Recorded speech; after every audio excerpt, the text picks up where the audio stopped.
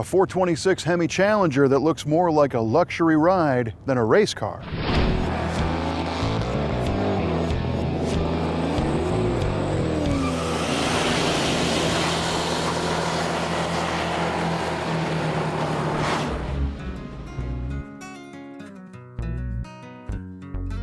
It's easy to look back at high-powered muscle cars for their speed, power, and rowdy manners, but some were built for a more civilized customer. The new for 1970 Dodge Challenger RT was aimed at stealing car buyers away from other upscale cars in the class, like the Mercury Cougar and the Pontiac Firebird. But, true to form, the Dodge entry into the sport compact market, as they called it, offered perhaps the widest variety of options to personalize the car to the discerning customer's taste. One cool aspect of Chrysler Corporation cars from the 60s and 70s is that they could have been built with like a seemingly endless array of colors, trim levels, options, and drive lines. This 1970 Challenger RT is bathed in a sweet blue, and it's got an even sweeter 426 Hemi. The Chrysler 426 Hemi is well known to be bad to the bone, and this one is no different. The factory rated these at 425 horsepower and 490 foot-pounds of torque, enough for our Challenger pilot to get wherever he or she needed to be on time.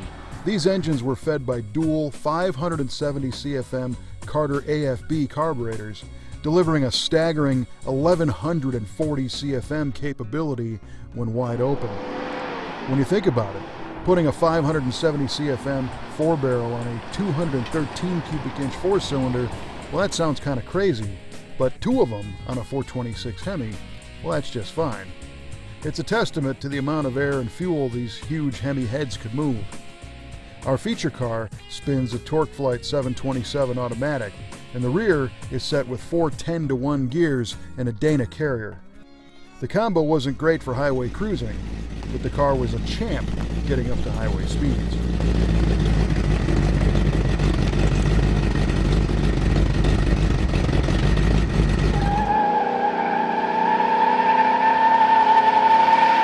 The EB5 Blue is nicely offset by the black vinyl top and the gloss black stripe on the side, and even the black high-back bucket seat interior. Some people really dig these vinyl tops, others not so much, but this one, I dig it. B5 Bright Blue Metallic is a handsome color that is not as intense as the available high-impact colors like Sublime Green or Go Mango Orange. The color is toned down a bit with the black longitudinal stripe, which was part of the RT package and could be ordered in red, white, or black initially, with other colors added later in the year. We like the way the 15 by 7-inch Rallye wheels fit the openings, and the option code V1X added the black vinyl top and some elegance to the look of the car. But the silver shaker hood scoop is a nice contradiction to the fancy top, especially with 426 Hemi badges stuck to it. Slipping inside the RT, the driver lands in a high-backed bucket seat trimmed in real leather. A sleek console holds the slapstick automatic shifter, and the dash is loaded with the factory Rallye gauge package, complete with a 150 mile-an-hour speedometer, an 8 grand tach, and a 4-way gauge. Mileage is accurate, around 47,000, and AM tunes were good for cruising if you got tired of hearing the engine. Like that would ever happen.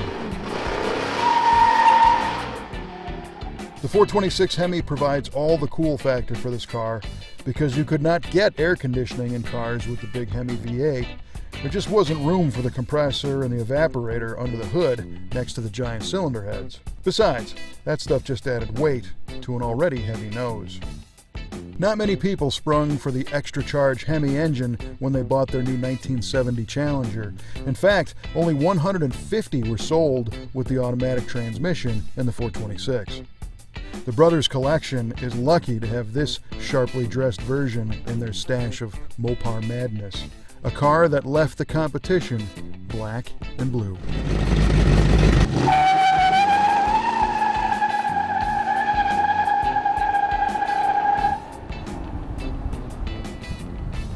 You can almost envision this thing sitting on a dealer lot when it's new in a row with a whole bunch of other Challengers in all different colors and styles, with a big sign over the top that says, "Collect them all." Well, we're here to share all the cool cars from the brothers' collection, so we'll be back next time with another one on Muscle Car of the Week.